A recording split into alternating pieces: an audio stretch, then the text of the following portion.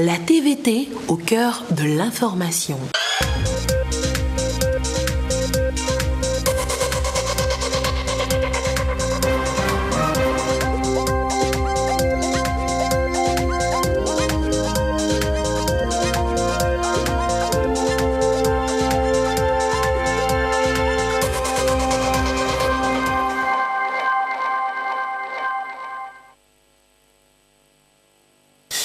Le PNUD fait le suivi des projets réalisés au Togo dans le contexte du PUDC, Programme d'urgence de développement communautaire. Et le représentant résident du PNUD était à Baga dans le Doufelgou et à Sada dans le Gou. À suivre dans un instant. À suivre également le message du ministre en charge de l'habitat à la veille de la célébration de la journée mondiale de l'habitat. Koko Ayeva rappelle la nécessité de faire des villes un cadre de vie meilleur et attrayant dans la gestion des déchets. Vous l'entendrez. Et enfin, Lomé accueille des tableaux exposés un peu partout, 115 clichés de 23 artistes. Et c'est la Cifolo, semaine de la photographie de Lomé. Voilà pour le sommaire. Où que vous soyez sur la planète, vous êtes en direct sur la télévision togolaise. Bonsoir et bienvenue dans le 20h de ce dimanche. Le programme des Nations Unies pour le développement fait un état des lieux des différents projets financés au Togo. Des projets réalisés surtout dans le contexte du PUDC, Programme d'urgence de développement communautaire. Aliou Dia, représentant résident du PNUD au Togo, a passé plusieurs jours sur le terrain. Il a visité nécessairement certains établissements bénéficiaires des appuis de son institution. Arnold Kiliou fait partie de la délégation. Voici son reportage. Un bâtiment scolaire de 4 salles de classe, une direction, un bloc administratif et un laboratoire tous équipés. C'est l'apport du PUDC, secteur éducation, au lycée de Baga pour accroître l'accès et l'enseignement de qualité. Avant, il était difficile de loger tous les élèves dans ces classes. Et avec la construction du deuxième bâtiment et le bloc administratif, les problèmes sont considérablement allégés. Et nous remercions considérablement vraiment le chef de l'État pour sa politique. En plus de ces infrastructures, le gouvernement et son partenaire, le PNUD, ont doté les établissements bénéficiaires du projet PUDC des manuels pédagogiques. Des initiatives qui s'inscrivent toujours dans la démarche qualité voulue par les autorités togolaises. Le ministère des enseignements primaires et secondaires, sur instruction de son Excellence, Monsieur le Premier ministre, chef de gouvernement, procède à la réception de matériel pédagogique et équipements de laboratoire au bénéfice des établissements construits dans le cadre du PUDC. Et c'est avec fierté que nous réceptionnons ce beau matériel très important, très utile pour l'amélioration de la qualité de l'éducation dans nos établissements. Et donc, à la lumière de tous ces constats, nous encourageons les collègues enseignants à un meilleur usage de ces documents et aussi familiariser les apprenants à l'utilisation de ces beaux documents très utiles mis à leur disposition. L'accompagnement des partenaires techniques et financiers n'est plus à démontrer. Et particulièrement pour le PNUD qui a toujours été présent aux côtés du secteur de l'éducation. Nous nous réjouissons de la collaboration et du partenariat, de l'appui qu'ils apportent sur tous les plans et tout singulièrement dans le secteur de l'éducation. Le CGD Sada, dans le Gou, a bénéficié également des mêmes réalisations du projet PUDC. Après la visite des infrastructures, le représentant résident du PNUD a procédé également à la remise officielle des manuels pédagogiques pour les établissements de la région des Plateaux. Un soulagement pour le personnel d'encadrement. Par rapport au projet PUDC, nous avons été vraiment comblés. D'abord par la rapidité de l'exécution du projet, la qualité des ouvrages, mais aujourd'hui avec la dotation des kits de laboratoire et de bibliothèque, c'est encore une motivation. Parce que, à vrai dire, nos élèves désormais prendront à tâche avec la réalité expérimentale, les réalités scientifiques. Et nous avions ce manque depuis longtemps Et cet atout nous permettra de répondre encore aux besoins de la qualité de la formation, surtout avec les nouveaux défis et les exigences du marché. Le représentant résident du PNUD, Aliou Dia, a partout salué la pertinence du PUDC, un programme présidentiel très ambitieux dans la mise en œuvre du Plan national de développement PND. Son institution est au service des peuples et des nations pour l'atteinte de l'ODD 4, assurer une éducation de qualité, équitable, inclusive et accessible pour tous. Il a promis poursuivre les accompagnements du PNUD à toutes les initiatives du gouvernement dans le secteur de l'éducation. Et ces projets financés par le PNUD visent à accompagner l'État togolais dans la mise en œuvre effective des ODD 4 relatifs à l'accès pour tous à une éducation de qualité, comme vient de le relever Arnaud Kiliou.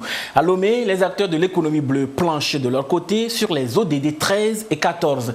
Comment mieux les maîtriser pour être des acteurs de développement durable? C'est une idée du cluster maritime d'Afrique de l'Ouest pour plus d'engagement dans la lutte contre les changements climatiques et de promotion de l'économie bleue. Sonia Minipo, reportage. De plus en plus, les eaux côtières se détériorent continuellement. La cause, la pollution et l'acidification des océans et des mers, ce qui affecte les pays et perturbe les économies nationales. Un impact négatif sur l'écosystème, la biodiversité et sur la pêche artisanale. Les ODD 13 et 14 qui appellent à prendre des mesures urgentes contre les changements climatiques afin de conserver et d'exploiter de manière durable les océans et les mers sont une invite aux acteurs pour un développement durable de l'économie bleue. Pour ce qui concerne le Togo, l'impact de la dégradation des écosystèmes marins est très négatif et très élevé. On estime par exemple à plus de 310 millions de dollars les pertes annuelles du Togo en matière de dégradation des zones côtières, et ce qui inclut bien sûr les inondations, l'augmentation des températures, les catastrophes ainsi que l'érosion côtière. Alors donc quand on voit que le coût de la dégradation des zones côtières est élevé pour le pays, cela appelle donc à l'action urgente, et c'est pour cela que la représentation forte du gouvernement togolais à cet atelier ainsi que l'implication de tous les acteurs que j'ai pu voir ce matin me paraît très encourageant et donne le signe que le Togo reste engagé, tel que cela est stipulé très clairement dans le plan national de développement du Togo sur la période 2018-2022 et qui vise notamment à mettre le développement durable au cœur des actions publiques. Le contexte motive la jeunesse. Elle lance ici un appel pressant aux autorités pour plus d'actions en vue de réduire la pollution marine. Nous, jeunesse d'Afrique et du monde, savons que l'utilisation massive d'engrais détruit la biodiversité des océans. Nous savons que la surpêche en Afrique de l'Ouest fait partie des plus élevées au monde. Nous savons que l'érosion du littoral nous fait perdre 10 mètres de terre par an. Vous le savez aussi. Alors, que faites-vous? Que faites-vous? Que deviendra cet océan? Mon océan l'année prochaine et dans 10 ans. Cet océan que nous partageons avec tous nos camarades d'Afrique et du monde entier. Nous ne voulons pas être obligés de fuir notre littoral et devenir des réfugiés climatiques. Mais si la situation ne change pas dès maintenant, Lomé et d'autres grandes villes africaines se dissoudront dans cette mer qui se rebelle. Nous voulons continuer à nous baigner sans crainte, à manger du poisson sans risque, comme nos grands-parents et nos parents ont pu le faire. Mesdames, messieurs, qui dirigez notre monde et en êtes donc responsables, s'il vous plaît, faites que l'on cesse d'agresser les océans. Nous, jeunesse d'Afrique et du monde, ne voulons pas payer pour les erreurs et l'inaction des générations qui nous précèdent. Les élèves vont ensuite remettre à la ministre des Transports la déclaration appelant à plus d'initiatives du gouvernement pour la protection de l'écosystème maritime. Le cluster maritime d'Afrique francophone CEMAF, initiateur de cette rencontre, entend sensibiliser les différents acteurs à s'approprier les ODD 13 et 14. Des objectifs qui rentrent dans la droite ligne de la mise en œuvre du PND, Plan national de développement. Le programme national de développement 2018-2022 du Togo, élaboré pour le développement de notre pays, est en phase avec ses objectifs de développement durable. Il ne s'agit pas seulement d'optimiser et de pérenniser l'action en mer au niveau institutionnel, comme c'est déjà le cas, à travers les différentes structures qui portent notre ambition maritime, mais également de rendre l'action de l'État en mer efficace et durable.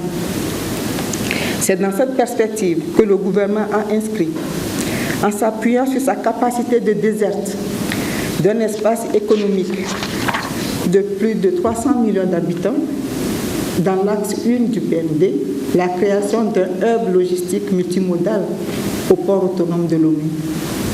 Cette vision apparaît aujourd'hui comme un cadre de référence et de convergence des différentes politiques visant le développement durable, en l'occurrence l'atteinte des objectifs 13 et 14 qui constitueront la toile de fond de vos échanges.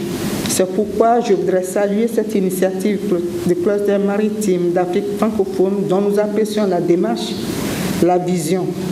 La participation du chef de l'État au sommet sur le climat à New York témoigne une fois encore l'engagement du Togo à réduire la pollution marine, à promouvoir la pêche artisanale pour la préservation de l'écosystème maritime. Agriculture et sécurité maritime pour poursuivre et sécurité alimentaire pour poursuivre cette édition. Dans les plateaux, on valorise l'agroécologie. Un projet est en cours d'exécution dans le milieu dans ce sens. Il est basé sur la promotion des exploitations familiales du maïs et du soja pour des revenus durables. Les contours du dit projet initié par le consortium solidaire pour l'épanouissement des paysans togolais dans ce sujet de Siver Aboudou. Les producteurs agricoles sont aujourd'hui exposés à une forme d'agriculture axée sur l'utilisation abusive des pesticides, des intrants agricoles et bien d'autres ressources externes dans leurs différentes exploitations. L'achat des intrants, par exemple, représente pour un agriculteur une dépense de 50 à 60% de son chiffre d'affaires. Le consortium Solidarité pour l'épanouissement du paysan togolais, constitué des ONG SAID, CADI et MAPTO, apporte son expertise pour permettre aux producteurs d'adopter désormais de bonnes pratiques qui tiennent compte des équilibres de la nature, l'agroécologie. C'est une forme d'agriculture pour réduire l'utilisation abusive des ressources externes par l'exploitant. Pour y arriver, ce consortium met en place un projet dénommé « Promotion des exploitations familiales agroécologiques productrices de maïs et de soja pour des revenus durables ». Le projet repose sur une pratique que chaque exploitant adapte, conçoit et développe pour la résilience de son système agricole. C'est d'adopter les bonnes pratiques. Parmi les bonnes pratiques, nous avons l'utilisation de la fumure organique. Nous allons leur apprendre comment préparer ces fumures et comment les utiliser. Je veux parler par exemple du compostage. Nous allons leur apprendre, tout comme nos parents le faisaient, comment travailler à préserver aussi les ressources naturelles. Il y a ce que nous appelons l'agroforesterie. Il y a ce que nous appelons l'association des cultures. C'est pour cela que nous avons choisi le maïs et le soja. Parce que dans la tradition, le soja est souvent associé au maïs. Nous allons travailler à développer cette pratique-là au niveau de nos producteurs. Le projet officiellement lancé à Tapamé permet à chaque acteur impliqué de se prononcer sur le sujet, sa pertinence, discuter sur les enjeux pour sa mise en œuvre réussie. Nous ne travaillons pas pour demander aux gens de ne plus utiliser les intrants chimiques de façon systématique. Nous sommes dans la transition. C'est la transition agroécologique. Nous voulons amener les gens à progressivement sortir de l'utilisation abusive des intrants chimiques. Voilà notre approche. Le projet entend donc contribuer au renforcement de la sécurité alimentaire au Togo par la promotion de l'agroécologie dans les exploitations familiales agricoles. Ceci pour non seulement améliorer les performances des exploitants, mais aussi et surtout accroître les revenus des producteurs. Les acteurs de l'éducation échangent à Kara autour des résultats des études sur les enseignants en situation de classe et sur l'évaluation nationale des apprentissages des élèves de l'enseignement primaire. Au finish, c'est pour faire la promotion d'une éducation de qualité au Togo. Nestor Mouzou. Entre 2016 et 2019, des études ont été réalisées pour voir ce qu'il y a lieu de faire en vue d'améliorer la qualité de l'éducation au Togo. La première a concerné l'évaluation des enseignants en situation de classe. Il s'est agi de voir si les pratiques des enseignants ont changé par rapport aux différentes formations qu'ils ont reçues. La deuxième étude a porté sur l'évaluation des apprentissages des élèves. Ce sont les résultats de ces études qui sont restitués à cette rencontre de Kara qui a regroupé les inspecteurs de l'éducation, les conseillers pédagogiques, les chefs d'établissement, les ONG de la région et les partenaires techniques et financiers.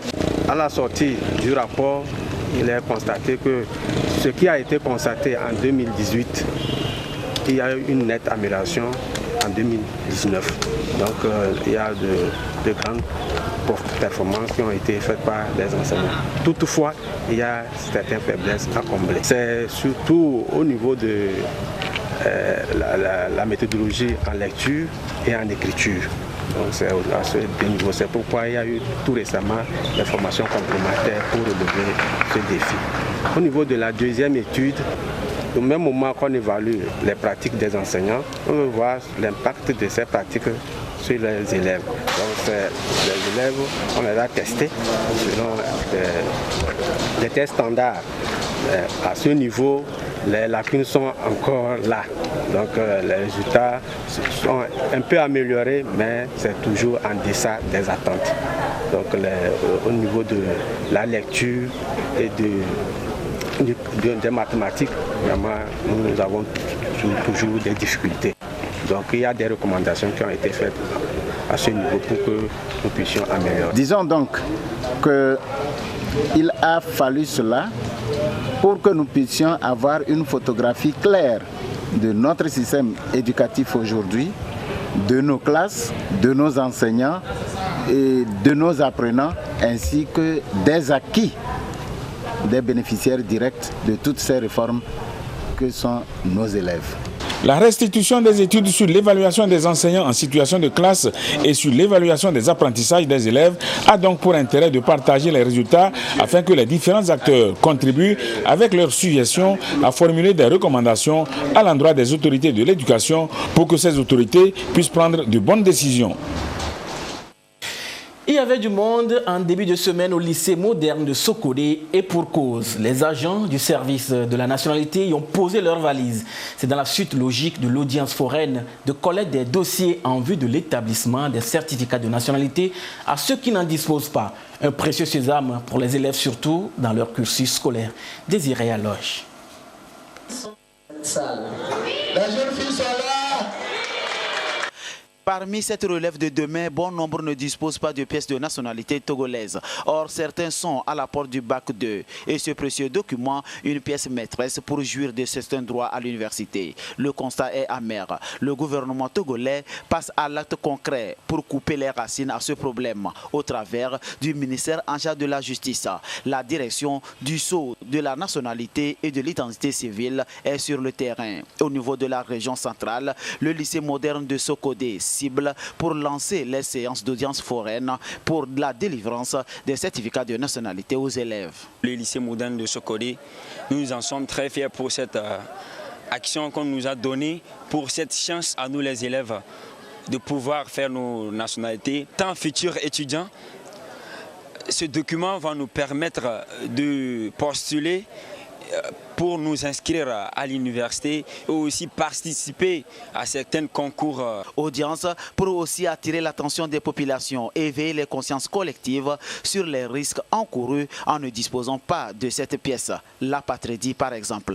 Le ministère de la Justice qui a initié avec l'appui et l'accompagnement du programme d'appui au secteur de la justice piloté par l'Union européenne ce projet d'établissement des certificats de nationalité aux élèves des plus anciens lycées, des chefs-lieux des 5 régions économiques que compte notre pays, ainsi que de 3 lycées de Lomé et des universités de Lomé et de Kara.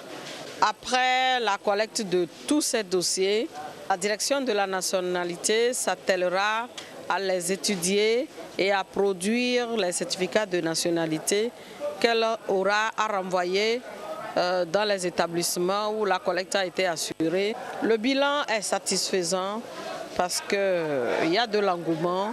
C'est une aubaine pour les élèves, parents d'élèves et enseignants. Occasion à saisir pour être un citoyen togolais visible par ce document, un précieux sésame.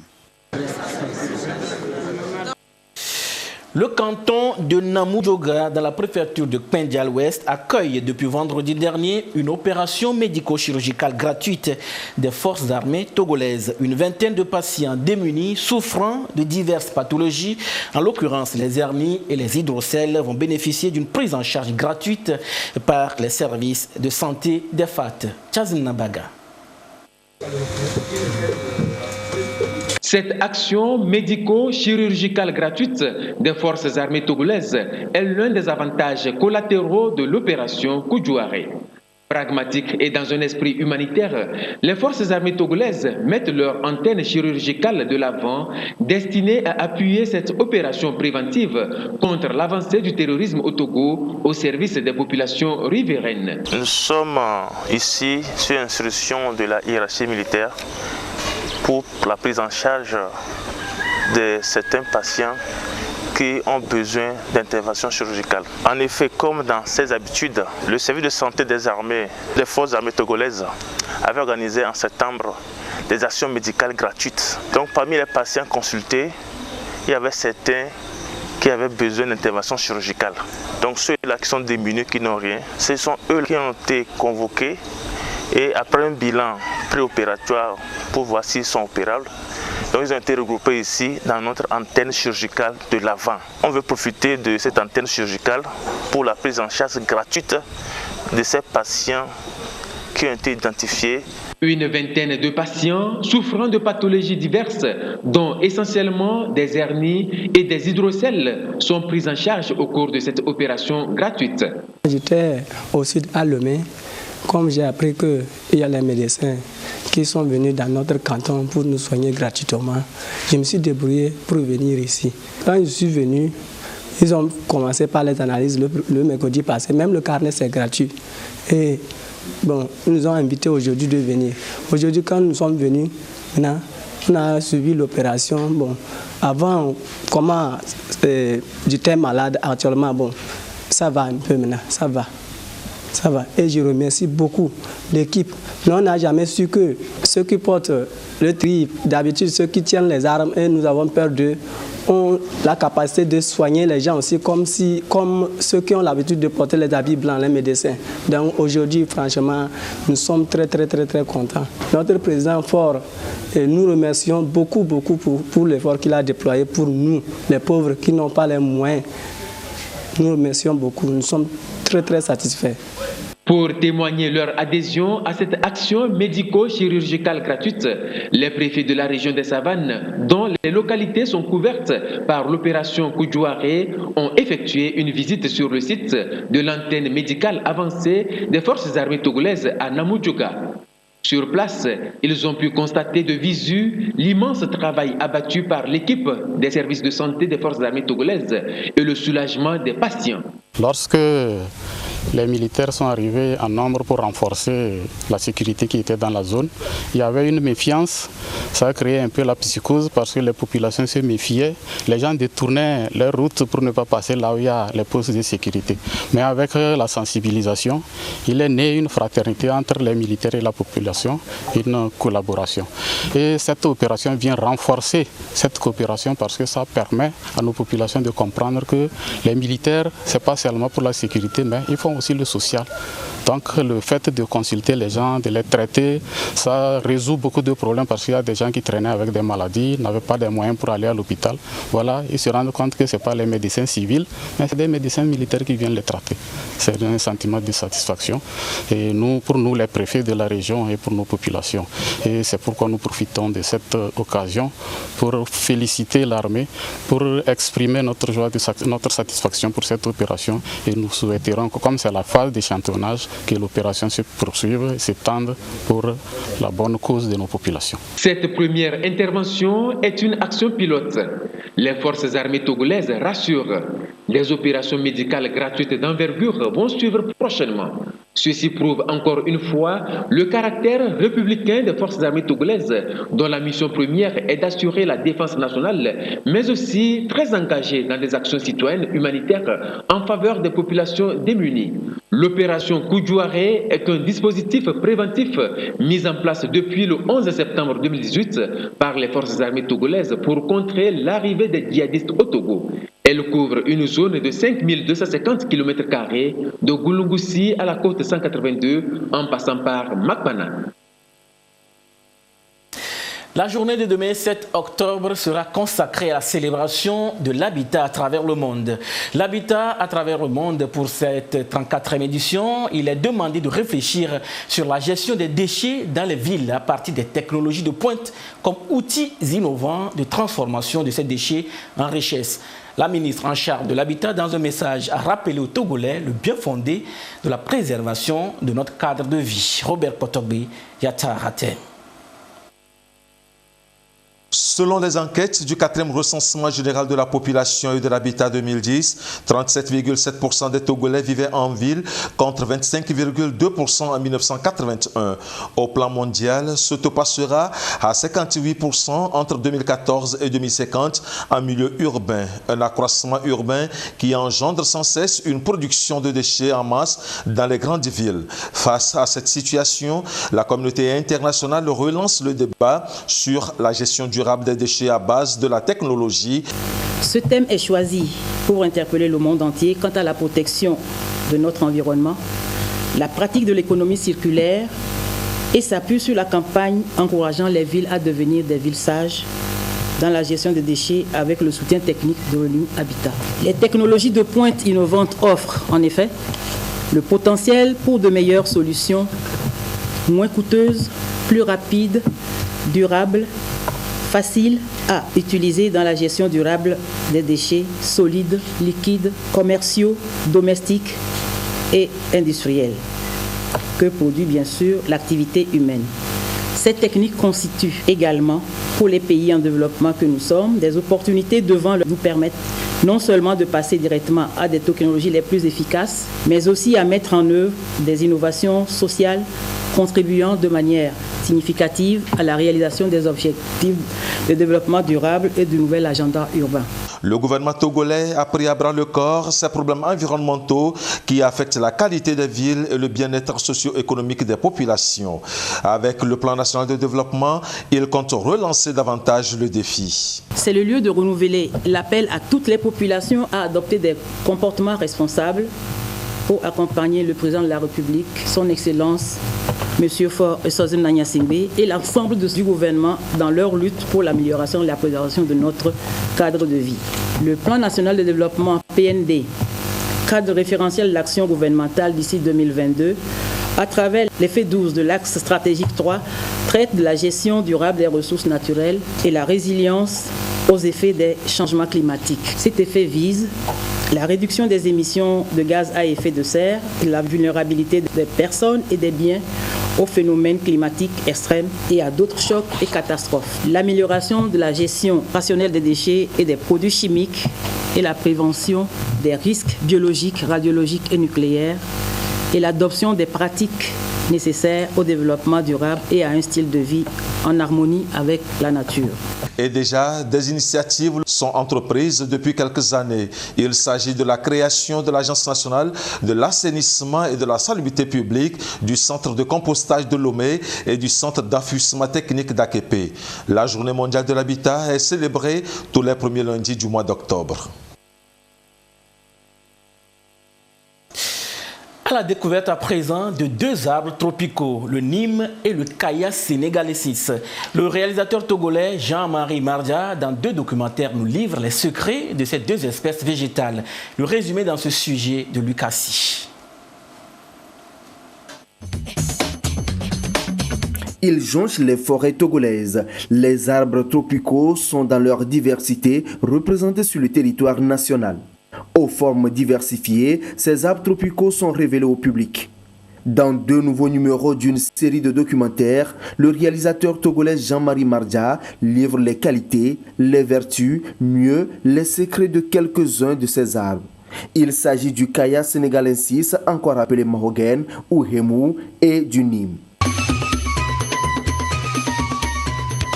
C'est une essence de grande taille qui peut atteindre 25 à 30 mètres avec un diamètre ou bien un diamètre de 2 mètres et en plus à l'âge adulte.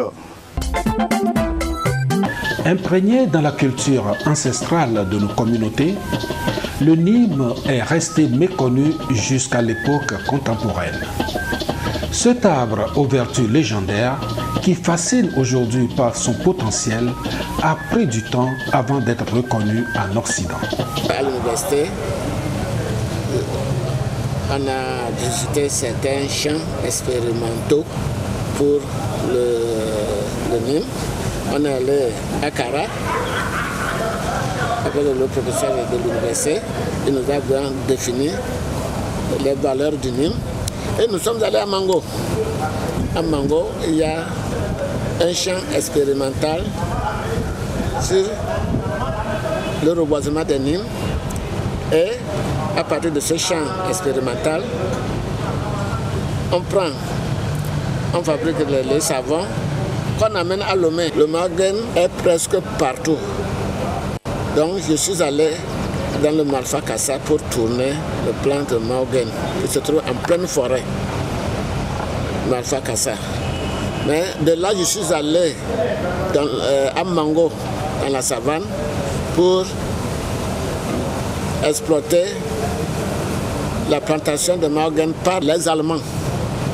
Et ça s'étend sur des hectares. Et on a dû faire ça avec la complicité des gardes forestiers. Experts, spécialistes, producteurs, transformateurs, entre autres. Une kyrielle de personnes est intervenue dans ces documentaires. Ils ont étalé leur connaissance sur ces plants tropicaux aux questions de Jean-Marie Mardia.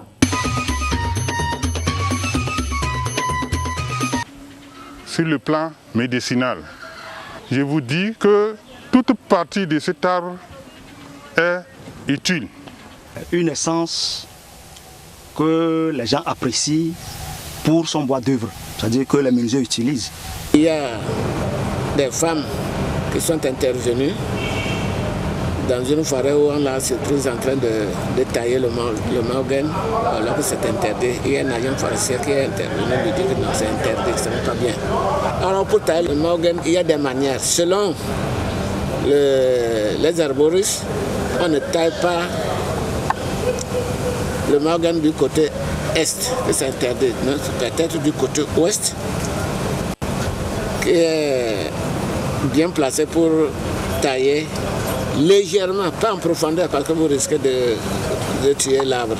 Le réalisateur lance donc un appel à la protection de l'environnement. C'est pour sensibiliser la masse média, surtout nos parents, qui ne savent pas l'utilité de l'arbre, qui abattent les arbres anarchiquement. Il est en général plus petit, c'est-à-dire 5 à 10 mètres en Afrique de l'Ouest, où il est souvent planté sur les parcelles habitées. Le reste à découvrir dans les deux documentaires qui seront diffusés sur la télévision togolaise pour le grand bonheur des téléspectateurs. L'initiative a reçu l'appui du FAC, Fonds d'aide à la culture. Économique, d'où l'importance du reboisement et de sa vulgarisation. Les lauréats du concours Miss Nana 2019 ont reçu leur prix au cours d'une soirée à Lomé. Miss Nana est un concept régional de l'élégance féminine et de valorisation de la femme africaine. Cette initiative est à sa première édition. Reportage Innocentia Nyama, Robert Potogbe, Sandra Zialbi. C'est elle qui porte depuis 2 mois la couronne Miss Femme Ronde de l'Afrique, Maman Nadia Toulaye. Elle reçoit demain des partenaires de l'événementiel KDA Pro, initiateur du concours ses récompenses.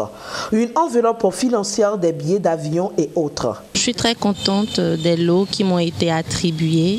C'était d'abord pour moi une manière d'interpeller la gente féminine ronde, parce que je suis médecin et puis je vois combien de fois je fais face à ce genre de personnes qui présentent souvent des dépressions parce qu'elles ne peuvent pas sortir de l'ombre et tout. Donc je l'ai fait pour pouvoir leur permettre de s'affirmer.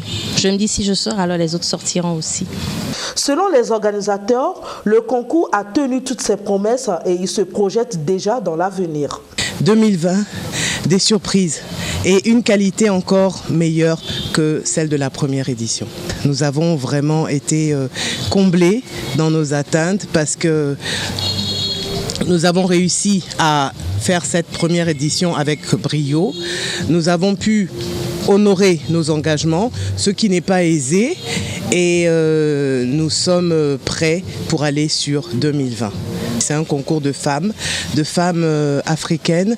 Ce concours a été créé pour valoriser la femme africaine, comme je dis souvent, dans toute sa splendeur, de valoriser les femmes qui sont rondes et qui ne sont pas souvent mises devant, sous les feux des projecteurs. Les 2 autres nanas, Nana Vie 1 et 2, ont reçu des enveloppes financières et des produits de parure.